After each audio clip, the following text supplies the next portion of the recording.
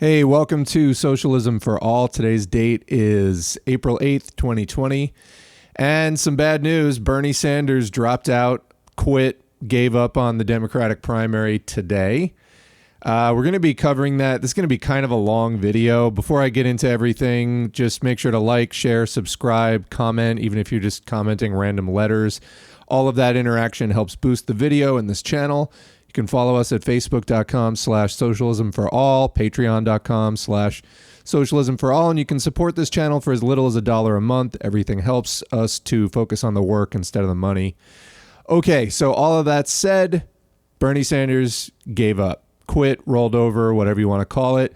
So we've had a pinned post up on the Facebook page since the start of the Democratic primary. Socialism for All was offering qualified critical support to Bernie Sanders, even though he is less of a socialist and more of a social democrat, because his campaign was demonstrably raising class consciousness. He was helping to articulate working class politics in the United States in a way that has not been done for a long time, and to help voters, working class voters, differentiate themselves up and out of the 1% controlled Democratic Party, and of course, to a lesser extent, up and out of the 1% controlled Republican Party as well. He was popular with independents, which of course is the largest group of voters in the country. More people are independents than are in either the Democratic or Republican parties. So the loss of the Bernie Sanders campaign, from a purely strategic, logical, he wanted to win this point of view, I can't understand it. We have a pandemic going on right now that has postponed most of the primaries. Of course, all of the other candidates, Joe Biden didn't defeat the other candidates. They dropped out, rallied around Joe Biden. They're all probably promised cabinet positions. Andrew Yang even said that in his interview on The Breakfast Club, that he was offered something by the Joe Biden campaign. Probably illegal, by the way, but there he is in The Breakfast Club interview saying it. And everybody just circled the wagons, and it was Joe Biden time, even though he's a senile, demented rapist. Okay, that's what you want to run with. So we got a senile, demented rapist running against a senile, demented rapist, both old white men. Awesome. I'm talking, of course, about Trump versus Biden. Now, there's speculation that Biden might be taken out at convention. I will be talking about that, but there's just so much to cover in this video. A lot of thoughts to unpack. A lot of just things to discuss. So, again, Bernie Sanders was doing a vital service, and again, from a purely strategic point of view, this doesn't really make sense. Why give up? We got a pandemic that has everybody locked in their houses with nothing to do but to think about money and politics. And basically, it's like, when you're in school and everybody's, trying to get the big project done that was unrealistic. And the teacher says, oh, I'm giving you 2 extra weeks. And there's a huge collective sigh of relief. Well, the Democratic Party, of course, was not jumping to postpone any of the primaries. And Joe Biden just the other day was saying that people should go out and vote for him in these primaries, even though we just had the Wisconsin primary yesterday, which we don't know the results of, although Joe Biden's saying it probably went well for him. In a city of 600,000 people, Milwaukee, they had a single digits number of polling places during a pandemic. This is criminal.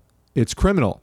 So the Democratic Party clearly is not serious about their primaries. It's all about crushing Bernie. They collectively spent about $1 billion up to Super Tuesday just trying to crush him, whether it was Elizabeth Warren or whatever. So why am I crying? I'm a socialist. I don't think that, and I'm not a democratic socialist. I do not think that democracy is, under a capitalist system, bourgeois democracy, is sufficient to get capitalism out. I don't think you can vote capitalism out. I don't think you can vote socialism in. But I just wanted some health care. And also, like I said, Bernie Sanders' campaign was raising class consciousness. So I could see this as a stepping stone, maybe to something else. Instead, what we're getting is when the working class is in many ways at its weakest. People are stuck inside their houses, dependent on government handouts. He's dropping out now. He's dropping out now when people effectively can't do anything about it. I mean, is that the plan? So he's been getting this pressure for a while. I'm going to use that to jump into some of the media that I have set aside for this. So this happened last week on The View. I have to ask you this question now because I've been watching to see what you were going to do. And I'm told that you intend to stay in this race for president because you believe there is a path to victory. I want to know what that path is because this feels a little bit like it did when you didn't come out when Hillary Clinton was clearly the person folks were going for. So can you explain why you're still in the race and what this path is that you see? One of the reasons, that's not quite accurate. I worked as hard as I could for Hillary Clinton. But the reason there is a path. Bernie, just so we're clear, you worked for Hillary, but it took you a very, very long time to hop in, and your people also. It took a very long time for them to hop in. So when I say that, that's what I'm talking about. Yeah, well, I don't accept that characterization, but the point is, people have a right. Why are you still in the race? People have a right. Last I heard, people in a democracy have a right to vote, and they have a right to vote for the agenda that they think can work for America, especially in this very, very difficult moment. We are assessing our campaign, as a matter of fact, where we want to go forward. But people in a democracy do have a right to vote. And right now, in this unprecedented moment in American history, I think we need to have a very serious discussion about how we go forward. And one of the things that I am working on with other members of the Senate and Congress is a new stimulus package, which not only makes sure that all of our people in this crisis have health care, but also that they continue to receive their paycheck. We have got to understand where we are at. And right now is April 1st. It is likely possible there are millions of people who cannot pay their rent, cannot pay their mortgage. Yes. But wouldn't it be smarter for you to continue on that path to make sure that gets done? Well, we are doing it. Believe me, I am doing it. Our nature of our... I'm sitting in my house right now. I'm not holding a rally in Wisconsin because of the nature of campaigns. But right now, what I am primarily focusing on with other members of the Congress is a new what we call a coronavirus 4 stimulus package, which will guarantee that every worker in America continues to receive his or her paycheck, that states and cities get the kind of revenue they need to maintain their payroll and take care of the work that they have got to do. What I am very worried about is that people cannot afford to. Well, you know, your plan is to said that we are assessing.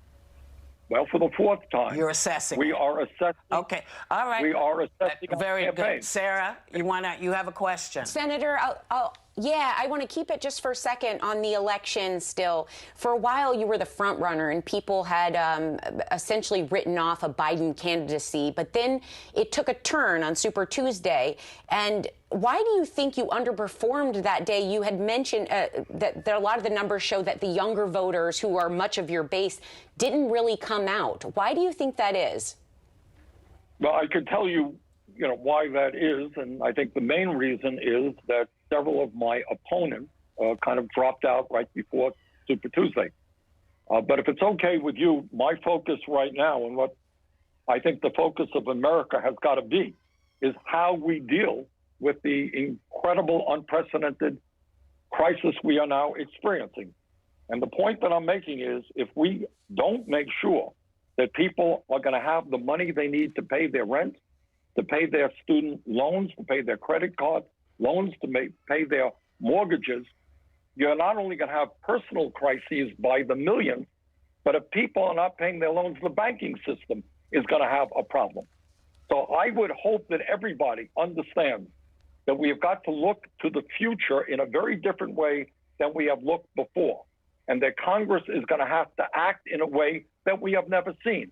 Most importantly, in my view, we have got to do what other countries around the world are doing, what the UK is doing, what Norway is doing, and by the way, what we did in the last stimulus package. You may or may not know this, but as a result of that package, over 2 million workers in the airline industry, most of whom are not working right now, they're at home, they are continuing to receive a paycheck. And that is what we should be doing, in my view, for every worker in America. Workers need to have the ease of mind to know that they still have their jobs, even if they're not at work, they still have their paycheck. Will that be expensive? It will. But I think that is the most significant path forward. Yeah, I'm sorry. Just to clarify, I totally understand that the emphasis needs to be on the times we're in. I think so many people are trying to look down the road on more systematic changes in the election that can hopefully bring some of these visions forward, which is why we're asking a bit about that. Yeah. Well, and I'm indicating this is exactly what I believe in. I think we need to have that kind of discussion. We have got to be thinking about the future in a very different way than we thought about the past, because the moment is so very different. And what I want everybody in this country to understand is that we have a government that cares about them. Whether you're middle class, whether you're working class, whether you are homeless today, our job now is to make sure that every American says that in this terrible pandemic, you know what, we're going to have the economic resources to buy the food, to pay the rent, to pay our student debt. That's what we have got to do.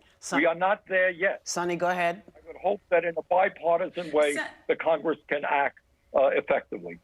So the View is garbage, obviously. I mean, Bernie Sanders is not the best thing ever to happen in the universe, but that's so disrespectful. It's amazing to me.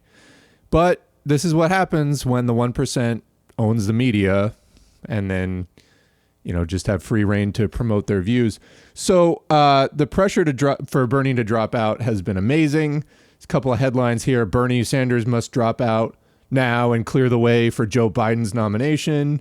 Despite diminishing chances, Senator Bernie Sanders defends his decision to stay. Donald Trump is the only real winner if Bernie Sanders remains in the Democratic primary. So that was all last week. And then there was a story in the Washington Post that came out that was also saying that Sanders was getting pressure from people within his campaign. Fez Shakir, his campaign manager. Why? He just got 2 extra months to make his case. This is do or die. Okay, Bernie, it's not socialism, but people are in real trouble in the U.S. And doing something easy like this, it boggles the mind for me. If he believes his own rhetoric about the urgency, why is he rolling over? Whether it's climate change or 500,000 homeless or all of the medical bankruptcies and deaths due to not having a Medicare for all type system. I mean, just go across the board. You can't talk about urgency and then drop out because the fucking Democratic Party told you to drop out. This whole thing was supposed to be an insurgency. I don't know. I mean, at least it started out that way, but it's also entirely possible that Bernie Sanders just is increasingly irrelevant to his own base, that the U.S. working class, or a good portion of it, is now more left than he is more class conscious than he is. The fucking guy thinks he's Eugene Debs. I'll be, in his honor, covering a lot of Eugene Debs' speeches in upcoming videos this month. I don't know what this is supposed to be, who this is supposed to help. You know, we knew last time he said he didn't want to, in 2016, Bernie Sanders didn't want to be Ralph Nader and blamed for everything. Well, they blamed you anyway. They blamed us anyway. So you didn't gain anything. And he tried once again to use the front door in 2020. Well, they saw us coming. They knew we were coming. And they slammed the door in our face and nailed it shut by running 24 candidates. So what the fuck? You know, now we're fucked. And Veto Joe is up there saying, how are you going to find the money to pay for it? for Medicare for all. He said he would veto it if it crossed his desk. So now what, Bernie? Why the fuck did he drop out? They just pushed the primaries to June. It's like, oh, I don't think I can finish my term paper. Well, you can have an extra month. No, I'm dropping the class. I need to graduate. I mean, that's what he's doing here. So again, I just can't reconcile this rhetoric about urgency with rolling over at the resistance to us that they obviously were going to bring. And, and again, to announce this news at a time when people can't have rallies, people can't organize, people can't, at a minimum, console each other over the movement is fucked. I mean, it's almost like it's by design. But let's get into Bernie's campaign announcement, because this came out today. This is his formal announcement. I'm just going to read it into the record here. So this is titled, "The Campaign Ends, the Struggle Continues." I want to express to each of you my deep gratitude for helping to create an unprecedented grassroots political campaign that has had a profound impact in changing our nation. I want to thank the hundreds of thousands of volunteers who knocked on millions of doors in the freezing winters of Iowa and New Hampshire, and in the heat of Nevada and South Carolina, and in states throughout the country. I want to thank the 2.1 million Americans who have contributed to our campaign and showed the world that we can take on a corrupt campaign finance system and run a major presidential campaign without being dependent upon the wealthy and the powerful. Thank you for your 10 million contributions, averaging $18.50 per donation. Comment: he took a lot of money from working class people. Okay, I gave him a couple hundred in 2016. I gave him way less this time because I was afraid something like this was going to happen. Yet I still wanted to contribute because I know the message. It's, contributing to the campaign. It's putting some pro-working class messaging out there, and I wanted to support that. But God damn it, he did it again.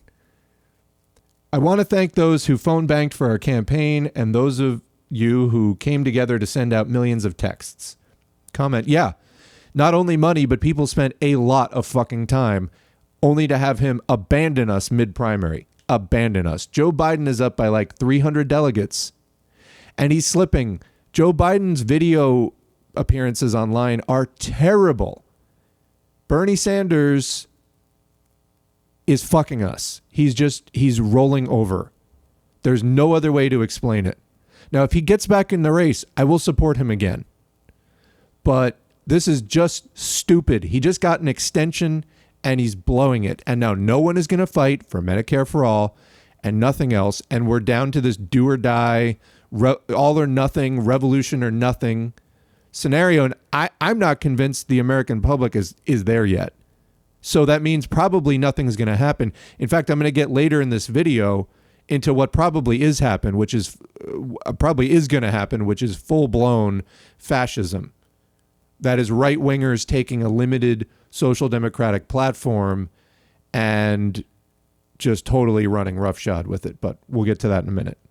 So back to the message. I want to thank the many hundreds of thousands of Americans who attended our rallies, town meetings, and house parties from New York to Los Angeles. Some of these events had over 25,000 people.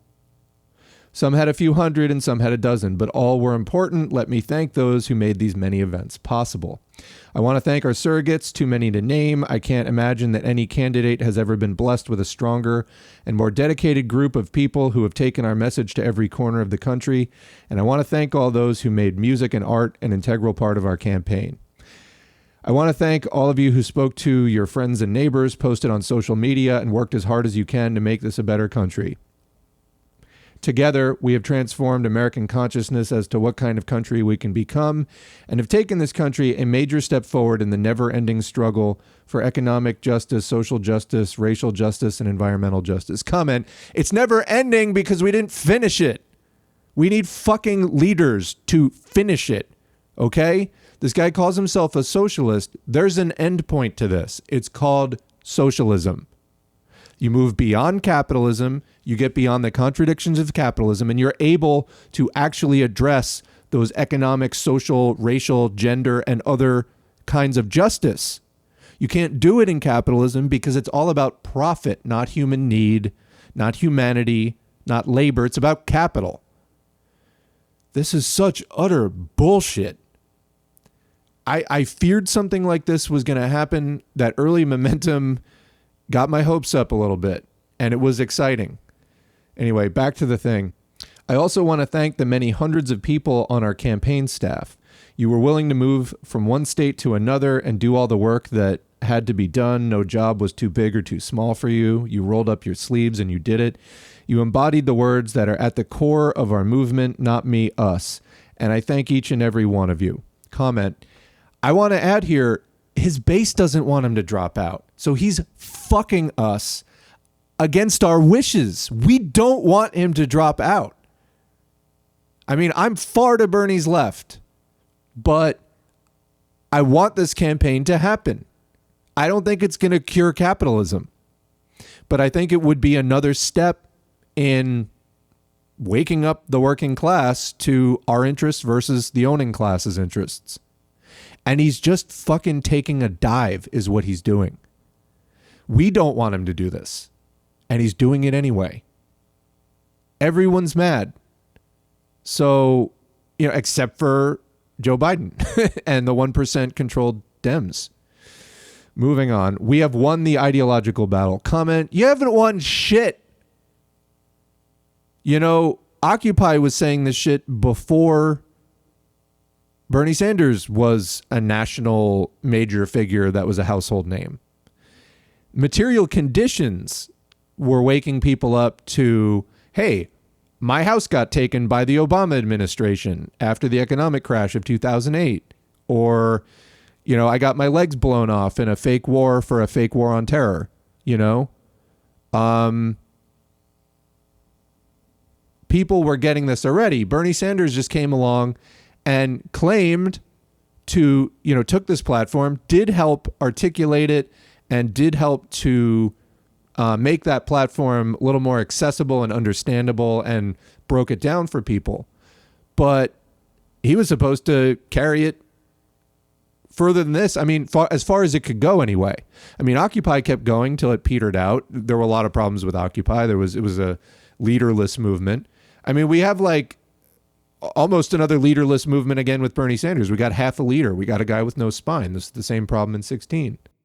I mean, if he wants to say we won the ideological battle because, now 55% of the country wants Medicare for all, I mean, that's not that different from before he came along, though.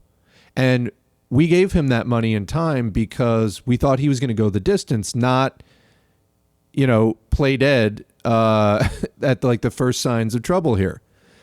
And you could see him doing it, just acquiescing over and over. And for the last few weeks, I've been like, Bernie, step it up. And I was afraid something like this was going to happen. And then he made that fear come true. All right, continuing. As many of you will recall, Nelson Mandela, one of the great freedom fighters in modern world history, famously said, "It always seems impossible until it is done." And what he meant by that is that the greatest obstacle to real social change has everything to do with the power of the corporate and political establishment to limit our vision as to what is possible and what we are entitled to as human beings. If we don't believe that we are entitled to healthcare as a human right, we will never achieve universal healthcare. If we don't believe that we are entitled to decent wages and working conditions, millions of us will continue to live in poverty. This is comment so hard to read. This is not about changing minds. It's about achieving power. We're past that point. We're past the point of changing minds. We need power now. We need the political revolution at a minimum that Sanders offered. Obviously, the Democratic, the 1% controlled Democrats, they're going to oppose it. We knew that going in. Nobody thought that wouldn't be the case. Nobody thought it wouldn't be a struggle. Everyone except apparently Bernie Sanders, who thought he could stand up there and say, my good friend Joe Biden 8,000 times. And, Joe Biden was suddenly going to start being cordial and not acting like the vicious representative of a vicious capitalist class that he is. This is just, God, this is amazing. And I know that someone eventually will come along who has the backbone that Bernie Sanders lacked. The question is, how many people are going to die between now and then? How many people are going to go broke between now and then? How many kids are going to grow up uneducated and in poor conditions because of the wait time? We can't keep getting up momentum and then having to regroup like this. This is bullshit. This is total bullshit. All right, getting back to the thing. We just don't have fucking time for this shit. I can't believe he sent this out. All right. If we don't believe we are entitled to all of the education we require to fulfill our dreams, many of us will leave school saddled. I'm sorry. I don't know if I can finish this. He just rolled over to the party that is not going to do these things. How can you say this? So I'm going to skip ahead a little bit. He says, focusing on that new vision down at the bottom here, focusing on that new vision for America is what our campaign has been about and what, in fact, we have accomplished. You know, comment, you could have accomplished so much more. Take it to the end. We don't know what else we could have accomplished. If you don't take advantage of the opportunities you have, you're fucking yourself. And that's what he's doing. He's fucking us by not taking advantage of every opportunity possible. Stay in the goddamn race. I mean, he's not going to. And obviously, you know, like I said, I would support him if he got back in and suddenly like grew a second brain that had actual leadership capabilities. But for fuck's sake, you've got millions, tens of millions of people mobilized to fight for this agenda that we need because we're dying.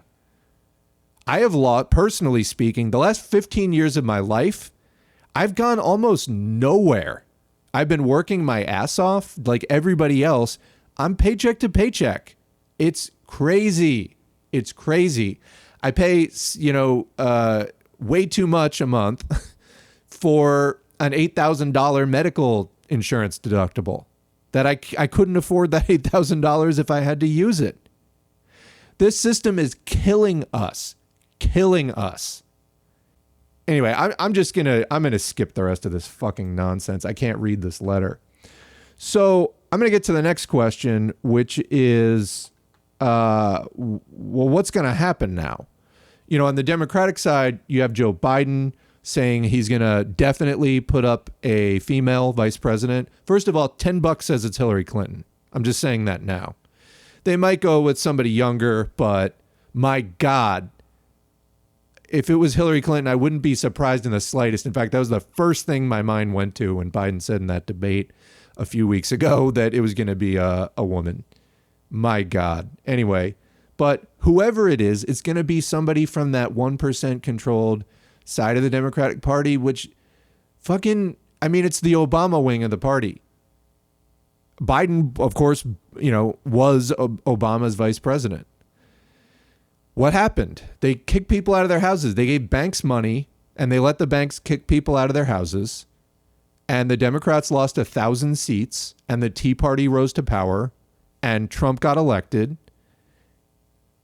This is what happens when you don't address the root causes of fascism. So we now have Trump, who is, I would say George W. Bush was proto-fascist. His administration with the War on Terror and the Patriot Act and the NDAA, they rolled out the groundwork, the foundation for a fascist police austerity surveillance state and massively expanded imperialist aggression abroad. They started a number of wars. Obama kept that going. Expanded surveillance, expanded drones, expanded austerity. And now Trump's in power, and so he inherits all of that. So all of that continues. So clearly that Citibank, Goldman Sachs controlled part of the Democratic Party was not sufficient to contain or stop fascism. And I mean, I had my doubts whether Bernie Sanders' kind of social democracy with like a smattering of elements of democratic socialism was going to be able to do it either. But we already tried the Citibank Dems, the Goldman Sachs Dems way. That definitely, I didn't vote for Obama. I mean, I could see that coming a mile away. I don't know if Bernie Sanders' kind of social democracy would be enough to roll back fascism, but because it's already, I think, to the right of what the people who supported Sanders in 2016 and woke up because of that, between Occupy and that, I think people are already wanting more and needing more. I think that the Sanders thing would have caused some fundamental reforms. But what we do not need is another FDR. We need we need another Lenin. I mean, we need something to the left of FDR for sure.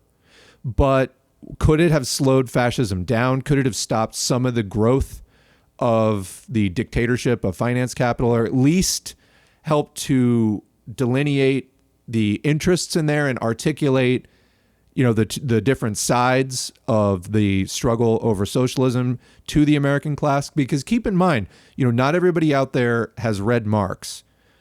They get their education from reading Twitter or watching news or whatever, and it's like you just see it unfolding. I mean, I was there at one point just trying to decipher what the hell was going on in the Bush years.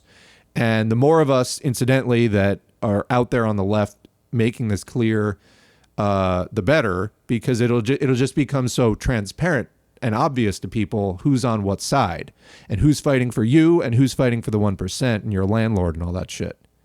So I don't know that Bernie Sanders could have defeated the rising tide of fascism that has been coming up since Reagan, the Gingrich revolution in 94 in Congress when we got a far right Congress, and then the George W. Bush years, and then the Tea Party and all this shit. But it would have at least been something new to try, at least in modern U.S. politics. It was something that could have at least kind of illustrated more of the point to people who still weren't quite getting it or were on the fence and were gettable. I mean, there's plenty of people voting for Trump. I don't think you're going to get most of them, but there were people who are still in the process of kind of figuring it out. Although I think probably at this point, most of the people who have figured it out, or are going to figure it out, have figured it out. Okay. So let's talk about this for a little bit, because I just can't even deal with the Bernie Sanders quitting letter. It's total fucking nonsense. So we got Biden and we got Trump. And Trump is already starting to talk about reimbursing hospitals at Medicare rates to treat coronavirus people. Are we going to see some kind of limited social democracy, basically fascism, from the Republicans now, who are then going to just utterly crush the left and keep calling socialism irrelevant and useless and just embrace this sort of new corporatocracy? I think that's likely. But the Dems, they've got Biden, but there's also a lot of talk of Cuomo. He keeps getting brought up more than anybody else in terms of a stand-in. Like, Biden just blocks Bernie during the primary, gets him to drop out. So, hats off, Bernie. You played right into their hands. Okay, so now the main job of defeating Bernie is done. Are the Dems really going to run Biden? Because the guy's fucking senile. Andrew Cuomo has said he doesn't want to run, as shown in this clip. And they say you're popular now because of how you're doing this. So he weaponizes it and says, you know what he should do? He should run for president, this guy, Cuomo. He'd be better than Biden, this guy, Cuomo, but I'd beat him too. Let me ask you something. With all of this adulation that you're getting for doing your job, are you thinking about running for president? Tell the audience. No. No, you won't answer? No, I answered. The answer is no. No, you're not thinking about it? Sometimes it's one word. I said no. Have you thought about it? No. Are you open to thinking about it? No.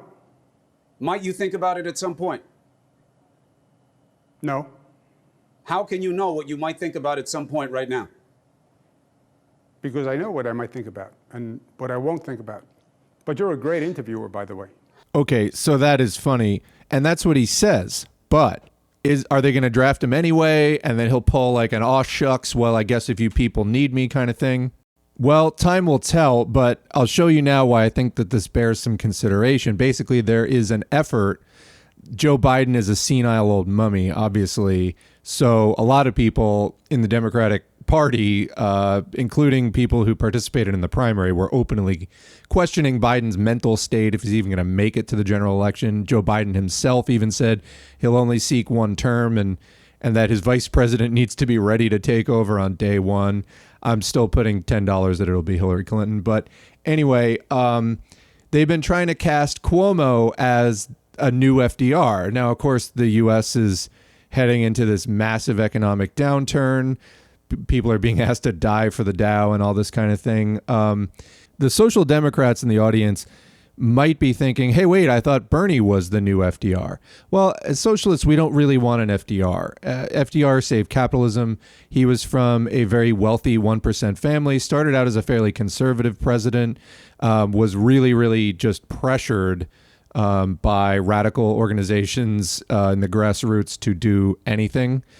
And you can see in this little clip I've just put up from Wikipedia, he was born in Hyde Park, went to Harvard, Columbia Law School, related to Teddy Roosevelt, a president, married his fifth cousin once removed, Eleanor Roosevelt.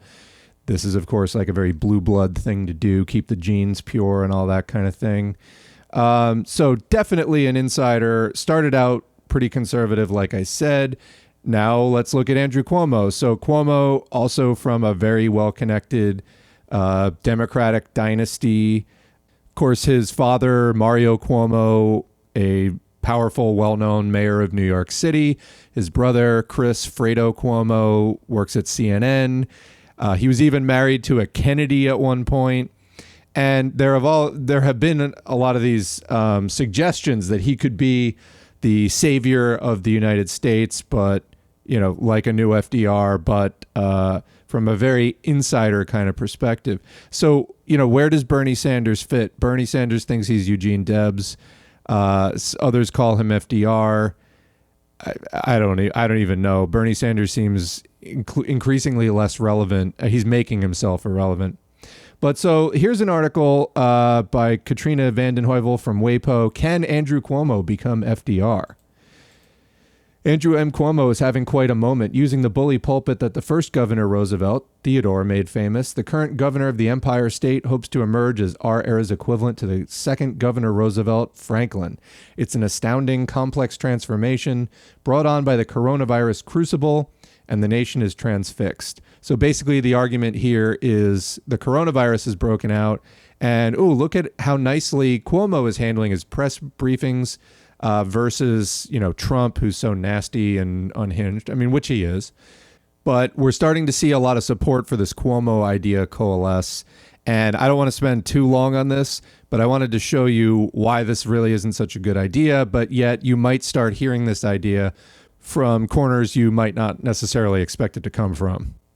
So here's an example from March 12th. Ralph Halaby, Biden and his supporters. Shape without form, shade without color.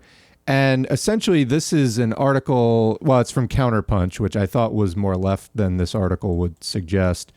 But this is an article that is criticizing Joe Biden for being like Hillary Clinton and bland. Quote, "For the record, Joe Biden has not only voted for every single one of the above cited wars and or supported, but he has also been an ardent supporter of the Zionist entity in Palestine, lavishing praise on Israeli leaders, supporting the settlements, on and on and on." So we have somebody here who clearly doesn't agree with Biden, and this is a fairly complimentary article towards Bernie Sanders.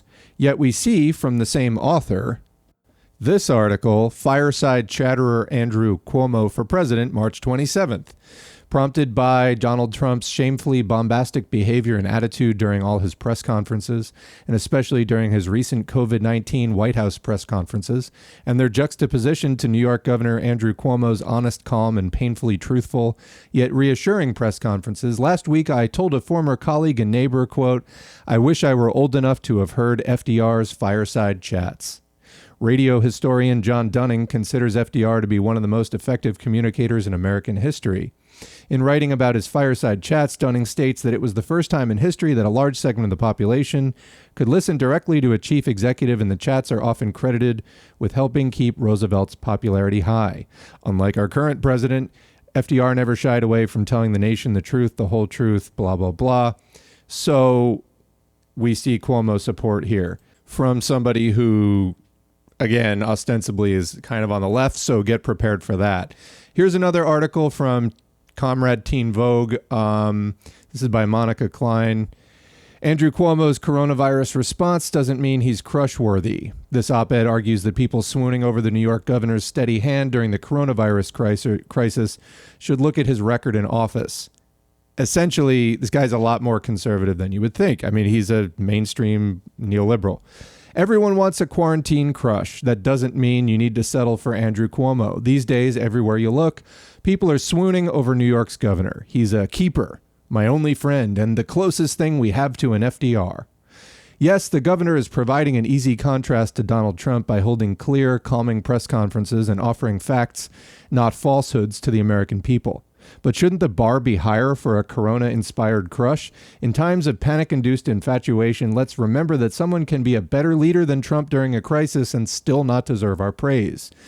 Particularly when the leader in question helped set the stage for many of the devastating challenges we now face as coronavirus sweeps the nation.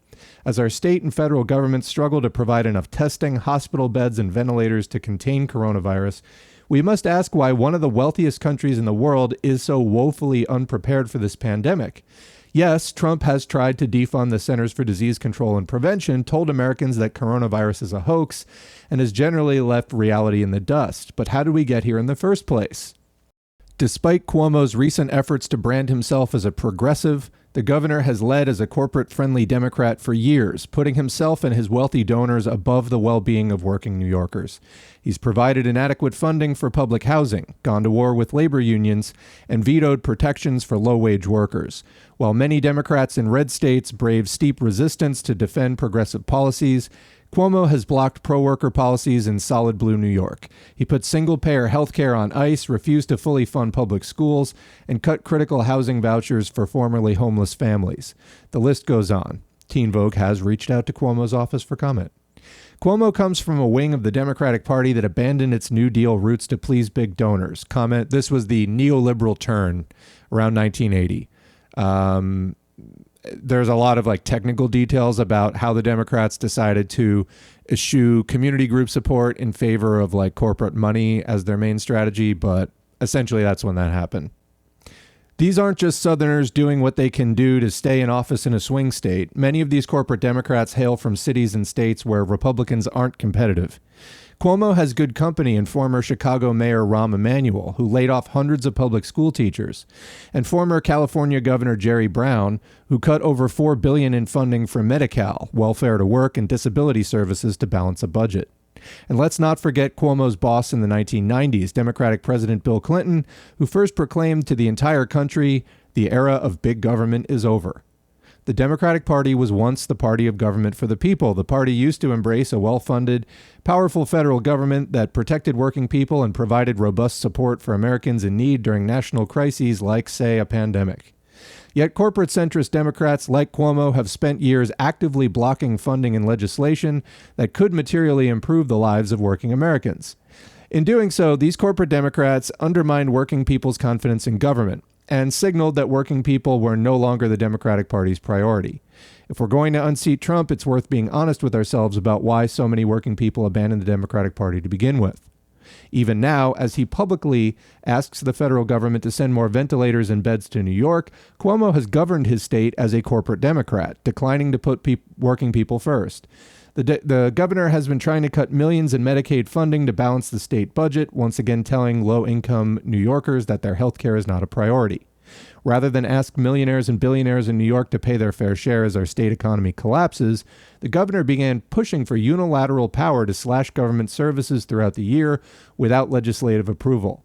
And with rent due on April 1st, Cuomo issued a moratorium on mortgages for homeowners, but has so far failed to issue a rent freeze for tenants, leaving countless working-class New Yorkers to fend for themselves in a time of widespread unemployment and income loss. So that's another look at that. Here is another article from Jacobin. Even in a pandemic, Andrew Cuomo is not your friend, by Akash Mehta. In chaotic times, New York Governor Andrew Cuomo wants to convince you he is the calm, competent leader you need. It's been effective, so effective that you might miss even in a pandemic. Cuomo is fighting to protect the rich and impose austerity, including devastating Medicaid cuts on everyone else. And a quote from the article here, lest you thought he had turned a new leaf, Governor 1% is insisting on taking an axe to the state Medicaid budget, even at the cost of $6.7 billion in emergency federal aid, and lying about it. In the most unequal state in the nation, he is fighting to protect the rich and impose austerity on everyone else. Make no mistake, even in a pandemic, Andrew Cuomo is not your friend.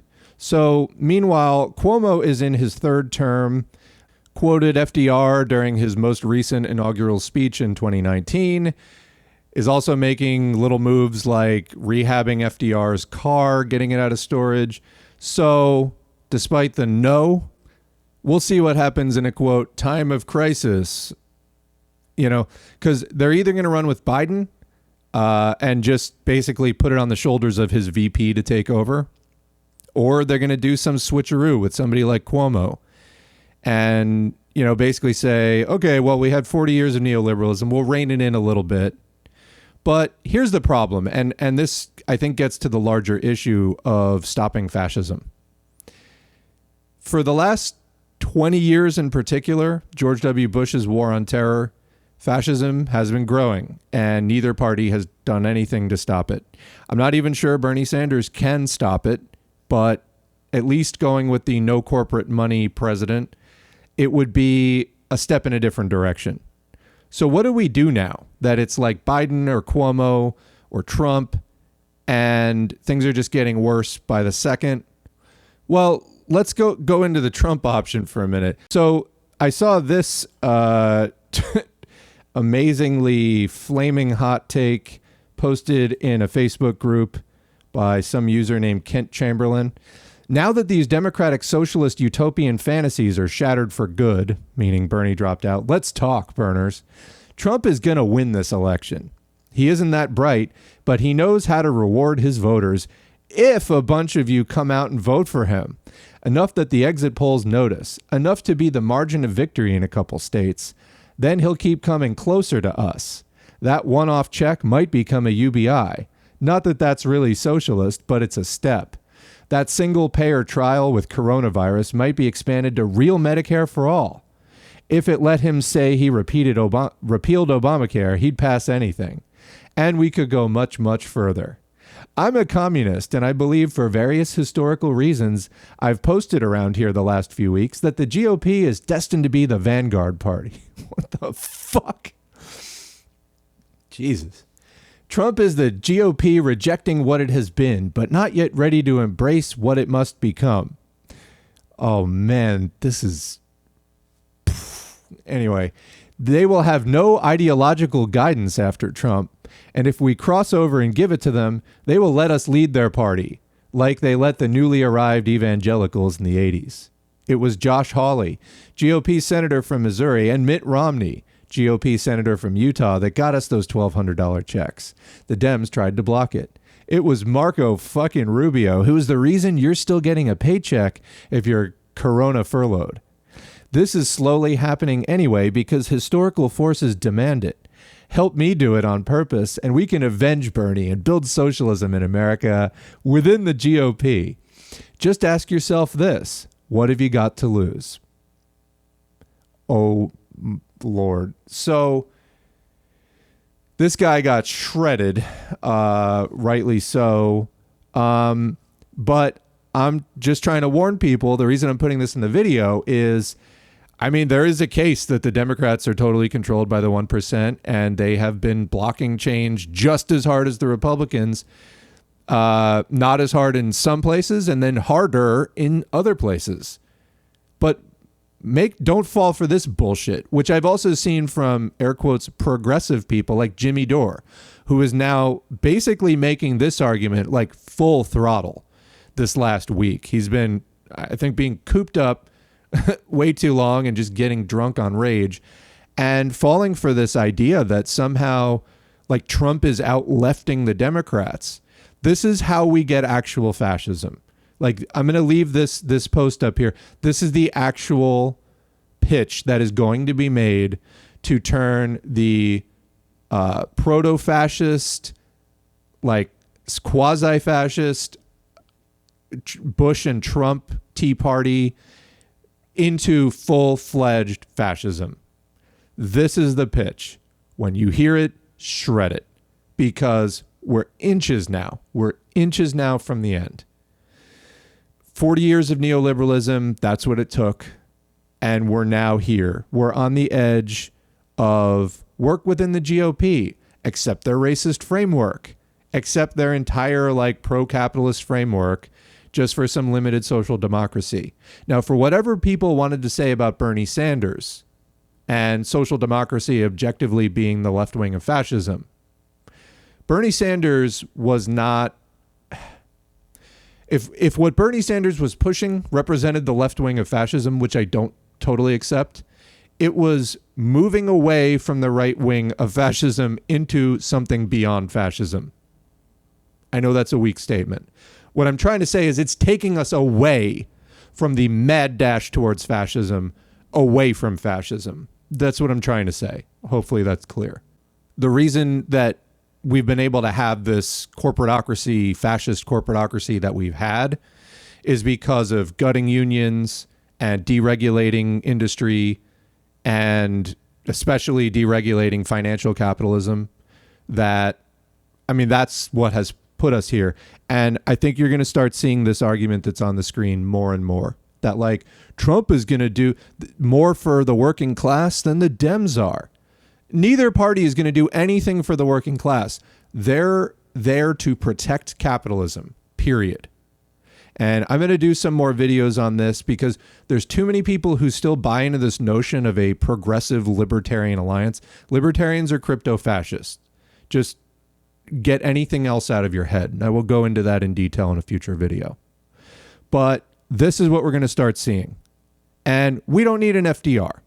We need a Lenin. I think Bernie Sanders was somewhere else in the middle.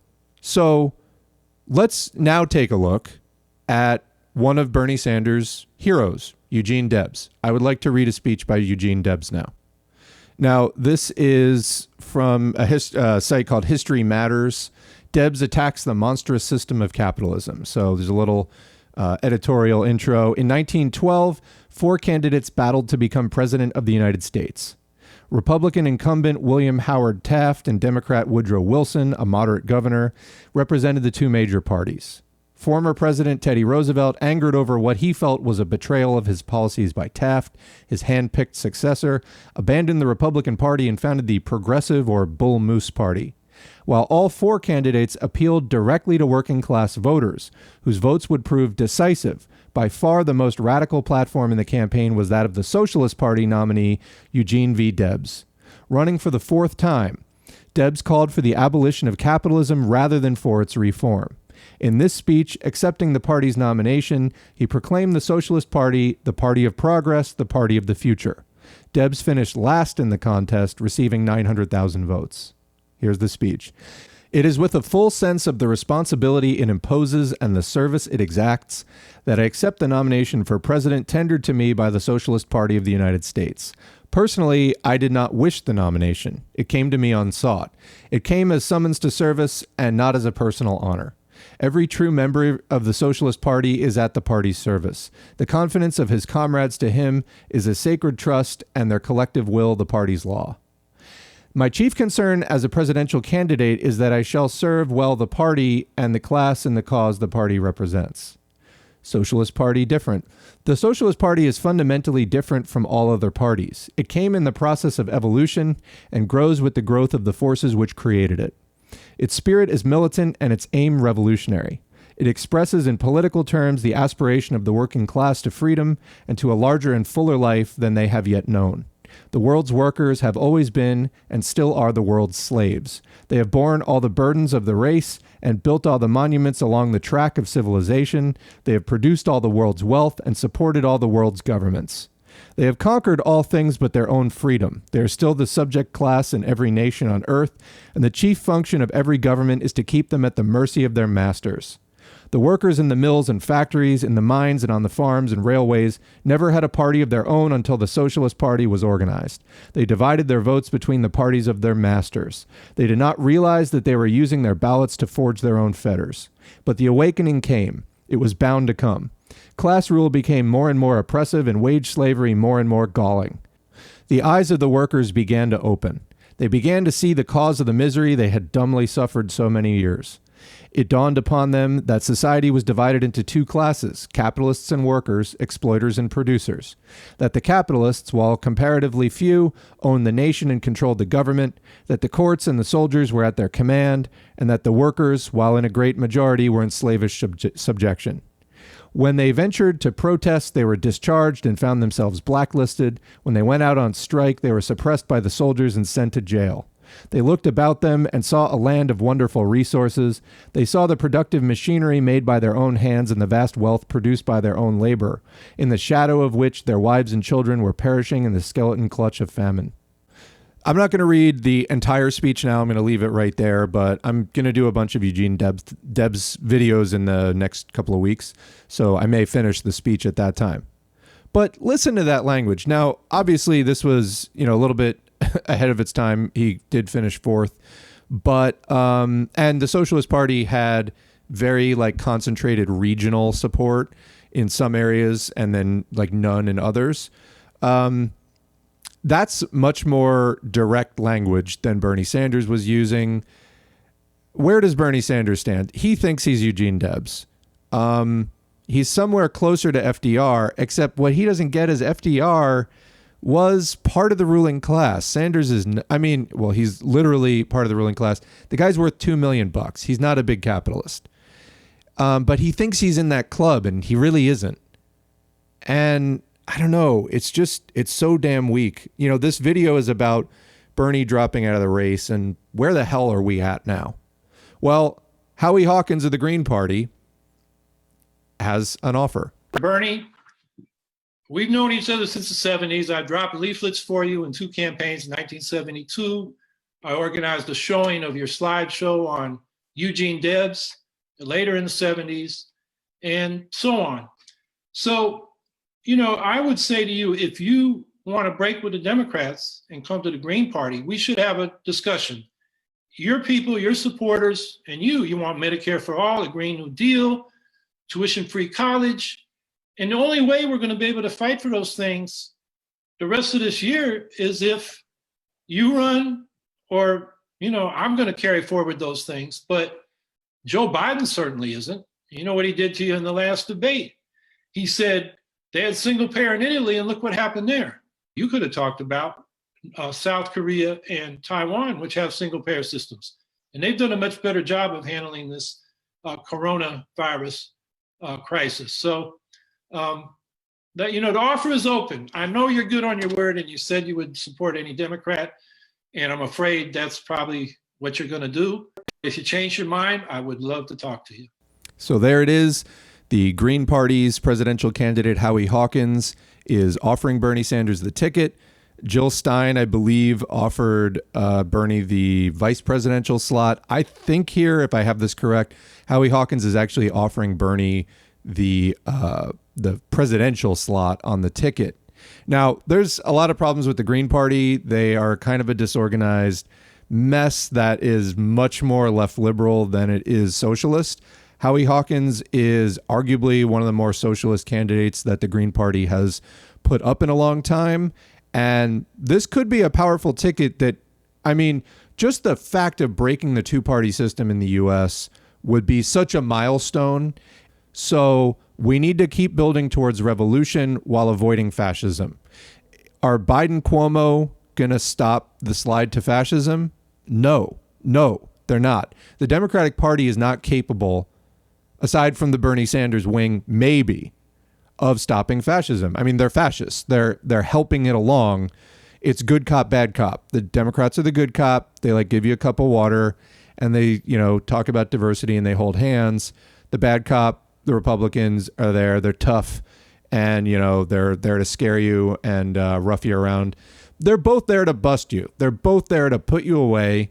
They're both there to lock you up. So That's the two-party system. Anything we can do to break it. I do definitely think, for what it's worth, the Bernie Sanders going onto the Green Party ticket would finally put the Greens over the 5%, the mythical 5% in the presidential election that the Greens have been talking about since, 25 years, that would qualify them for federal funding and make them a, quote, major party within the system. It would get a lot more airtime for these views. And that's worth something. We need to keep building class consciousness and working towards revolution. How do we do that? We have to rebuild the labor movement, for starters. I mean, there's a lot of pieces here that, those of us who have read Marx, studied socialism, know about the history of socialist countries, we're there. A lot of people aren't.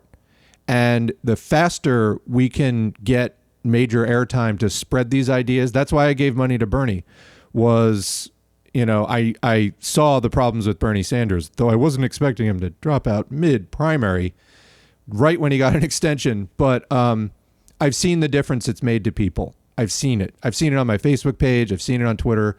I've seen it. It made a difference. It was not a revolution, but I do think it was another step. It was more resistance to fascism, and it was connecting people. It was connecting people who had felt hopeless. And we need that hope if we're going to fight the fight. You can't have people just lying down. So I agree with Howie Hawkins. I doubt that Bernie Sanders is going to take him up on that offer. I do think it would be something that would make the Green Party a major party. Now, whether they could hold on to that is a whole other question. And I don't think that the Greens are a socialist party necessarily, but the Republicans sure as fuck are not going to be a socialist party. Neither are the Dems. I mean, we've tried this just twice now, 2016 and 2020. It's not going to fucking happen. It's not going to happen. The Greens, there's a possibility. You wouldn't be fighting against the party so much. I mean, I'm sure there would be other struggles that would pop up, but you'd have a much clearer shot. They don't take the corporate money, to the best of my knowledge, which is the issue here. It's that 1% money. Now, I don't want this to turn into a commercial for the Green Party, so don't get that idea.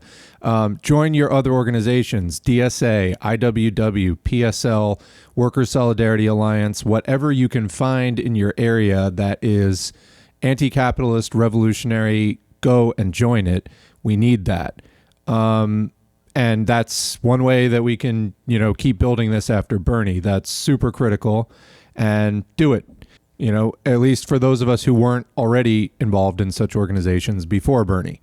If you're looking for something to do now, go join one of those organizations. Even if it's just DSA, that is key. I personally like PSL, Party for Socialism and Liberation, more than I like the Green Party by far, but they have a peace and freedom ticket that they're running in California in the presidential election. I don't think they're going to be on the ballot in my state. So I may vote Green because I think it'll just be the leftmost non-corporate option that I have to vote for. But in any case, when it comes to voting for the duopoly parties, and you're going to hear a lot of this vote blue no matter who, including from Bernie, the U.S., after 40 years of neoliberalism, really hangs on the balance of going full fascist. Arguably, we're 75-80% of the way there right now. 8 years of Obama led to Trump. Would 4 or 8 years of Biden or Cuomo or somebody like that, another neoliberal 1% owned politician, not lead to Trump 2.0? It's going to keep happening. And we're running out of time, so we need far left options now. This was an ambitious video. I'm going to call it there, I think, just on the note that, we got to fight for socialism while opposing fascism. And my God, a lot hangs in the balance, and Bernie Sanders has a lot to answer for.